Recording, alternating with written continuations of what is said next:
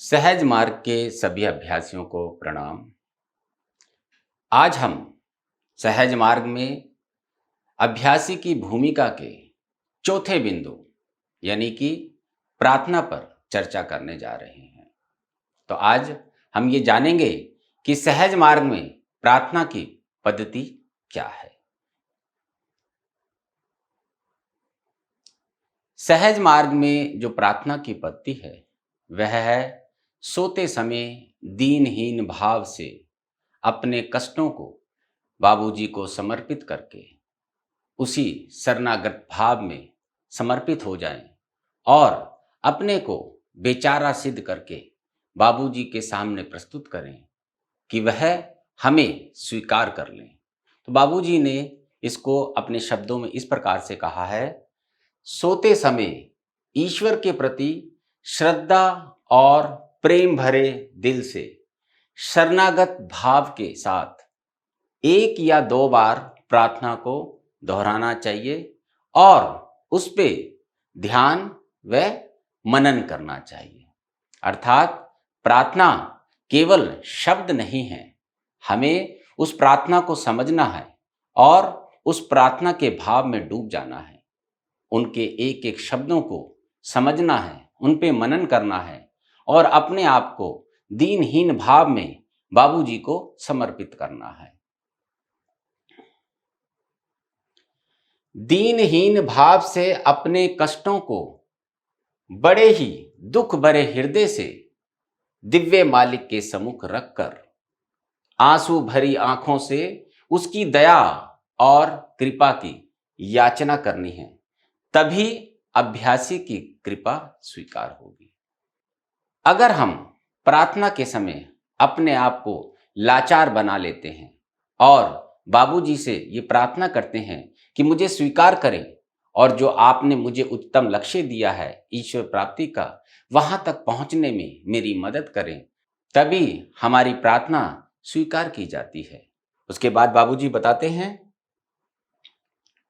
अभ्यासी को अपने आप को प्रेमी समझना चाहिए और बाबूजी को प्रेमास्पद। प्रेमी वह होता है जो प्रेमास्पद से प्रेम करता है और जब हम इस भाव से प्रार्थना करते हैं तो कालांतर में जो हमारा प्रेमास्पद होता है यानी कि बाबूजी, हम उसके प्रेमास्पद हो जाते हैं और बाबूजी हमारे प्रेमी हो जाते हैं। वह भी आनंदित होते हैं कि मुझे इस प्रकार का अभ्यासी मिला है जिसको मैं उसके उच्चतम लक्ष्य यानी कि भूमा साक्षात्कार तक ले जाऊंगा। तो हमें अपने गुरु के साथ प्रेमी और प्रेमास्पद का संबंध बनाना चाहिए। बाबूजी आगे बताते हैं कि प्रार्थना ही एकमात्र ऐसा अचूक साधन है जो कि हमें परम पिता परमात्मा से जोड़ता है। यानी कि प्रार्थना इस प्रकार से की जाए कि हम बाबूजी से जुड़ जाएं। उसके बाद बाबूजी लिखते हैं कि जो प्रार्थना है वह अभ्यासी के अंदर एक प्रकार का खालीपन पैदा करती है। जो खालीपन हमारे अंदर पैदा होता है उसमें बाबूजी की प्राण आहुति का प्रभाव निरंतर मिलता जाता है। क्योंकि ये प्रार्थना सोते समय की जाती है तो हम उसी भाव में जब निद्रा की अवस्था में आ जाते हैं तो वह प्रभाव निरंतर हमारे जागने तक हमारे हृदय में आता जाता है।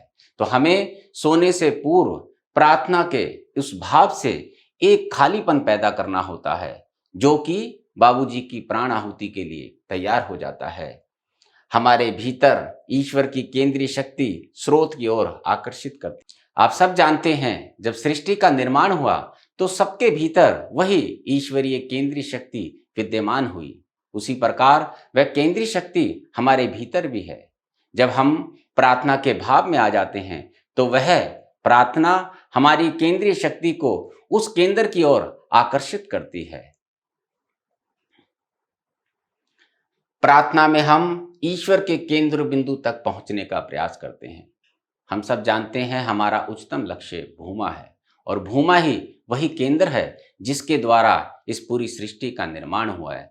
तो हमारे भीतर की जो केंद्रीय शक्ति है वह हमें प्रेरित करती है उस केंद्र तक पहुंचने की और बाबूजी हमारी मदद करते हैं जब हम प्रार्थना के भाव से उनसे संबंध जोड़ लेते हैं।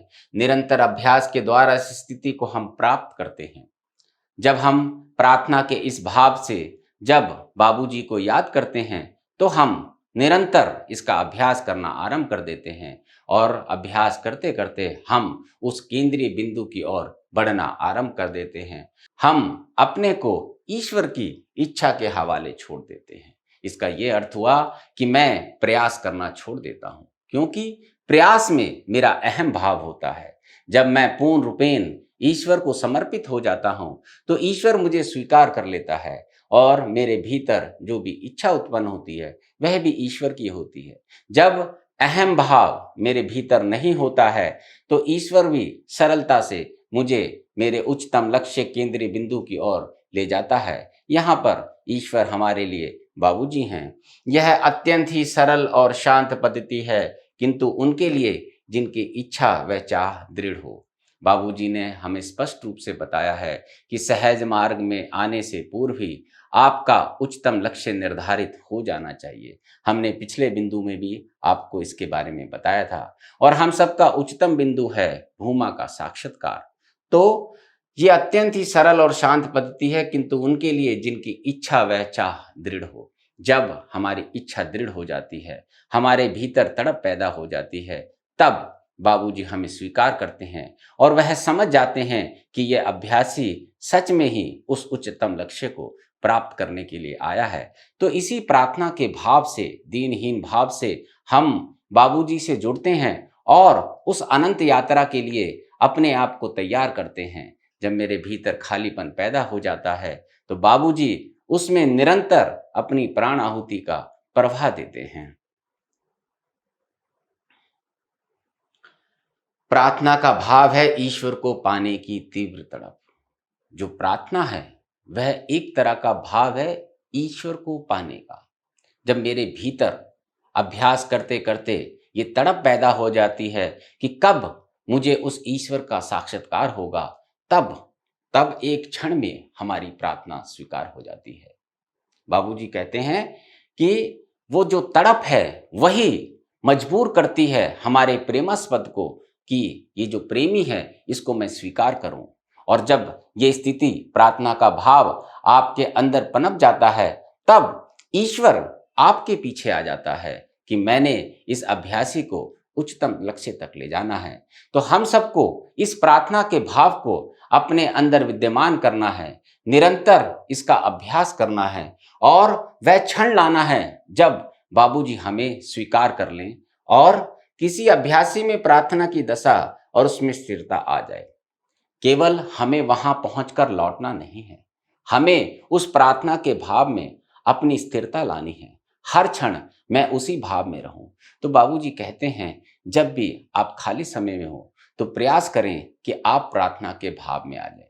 ये जो पद्धति है ये शाम को सोते समय की है, लेकिन आप इसको पूरे दिन जब भी खाली हो तब इसको दोहरा सकते हैं। उस भाव में आप जा सकते हैं तो आप हर क्षण बाबूजी से कनेक्ट रहते हैं, उनसे संबंधित रहते हैं। तो जब आपकी ये दशा आ जाती है, प्रार्थना का भाव आपके अंदर आ जाता है, जब आप उसमें स्थिरता पैदा कर लेते हैं, तो केवल बाबूजी के सतत स्मरण के अलावा कुछ भी नहीं रह जाता।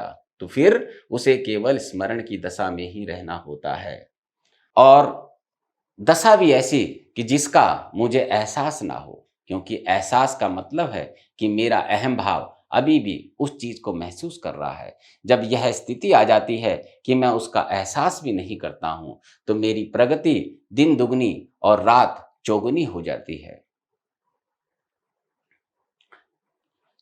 अब ये तो हमने आपको बताई पद्धति, भाव और प्रार्थना के परिणाम। अब प्रार्थना क्या है, उन पंक्तियों को एक एक शब्द लेकर हम समझने का प्रयास करेंगे।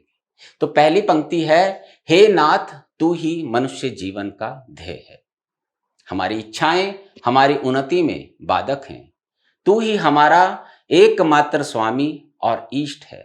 बिना तेरी सहायता तेरी प्राप्ति असंभव है।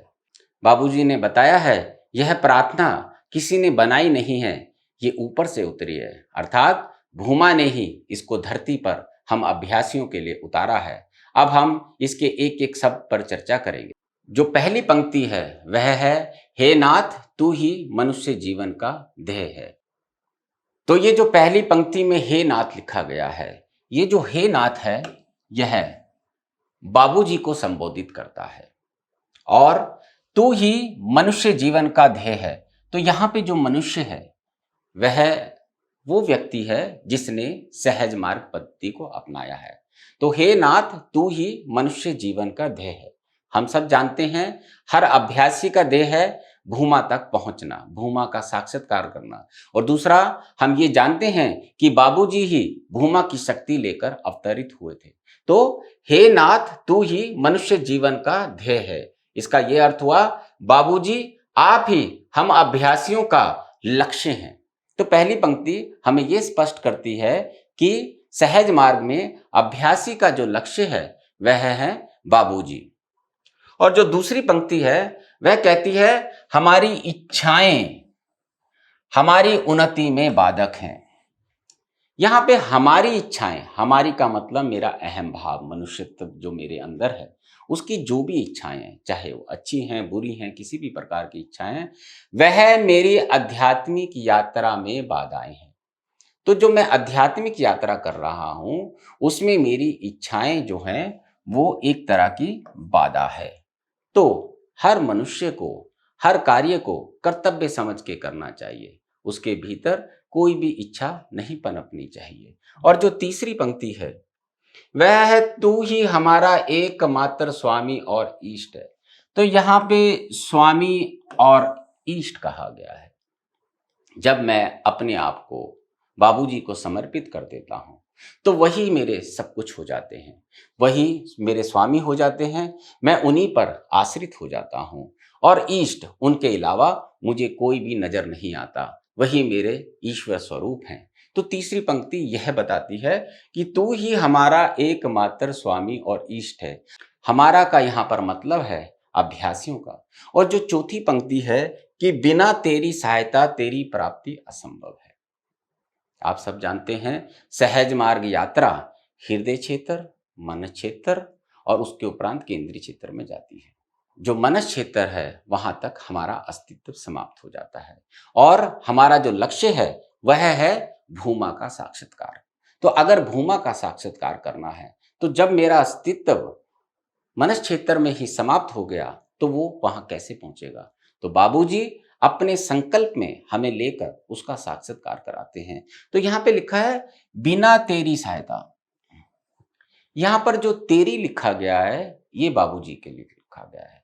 केवल बाबूजी भूमा से अवतरित हुए हैं और वही अपने संकल्प में लेकर हमें हमारे उच्चतम लक्ष्य भूमा साक्षात्कार तक ले जाते हैं। और तेरी प्राप्ति असंभव है। तेरी प्राप्ति असंभव का मतलब हम जानते हैं कि भूमा जो है वह स्वयं बाबूजी हैं। बाबूजी ही पूर्ण भूमा की शक्ति लेकर इस धरती पर अवतरित हुए और उनका संकल्प है कि समस्त मानव जाति को अपना साक्षात्कार कराना। तो ये चार पंक्तियों के जब आप अर्थ को समझते हैं और सोने से पूर्व जब आप इसको 2 बार दोहराते हैं दीनहीन भाव से और इसमें समर्पित हो जाते हैं, इसमें मनन करते हैं, तब आपके अंदर एक खालीपन पैदा होता है और बाबूजी आपको स्वीकार करते हैं। बाबूजी कहते हैं ऐसी हालत अगर अभ्यासी ने एक क्षण के लिए भी ली तो मैं उसको स्वीकार कर लूंगा। तो हमें इन 4 पंक्तियों को समझना है और इसी भाव में अपनी प्रार्थना को करना है। तो ये 4 पंक्तियां आप समझ चुके हैं। हे नाथ तू ही मनुष्य जीवन का ध्येय है, हमारी इच्छाएं हमारी उन्नति में बाधक हैं, तू ही हमारा एकमात्र स्वामी और इष्ट है, बिना तेरी सहायता तेरी प्राप्ति असंभव है। तो सहज मार्ग में केवल हमारे नाथ जो हैं वह बाबूजी हैं और बाबूजी की प्राण आहुति ही हर अभ्यासी को मिलती है, क्योंकि ये पद्धति बाबूजी ने बनाई है और बाबूजी भूमा से अवतरित हुए हैं। इसलिए हम सबको दीनहीन भाव से बाबूजी को याद करना है, उनकी प्रार्थना करनी है और अपने आप को समर्पित करना है।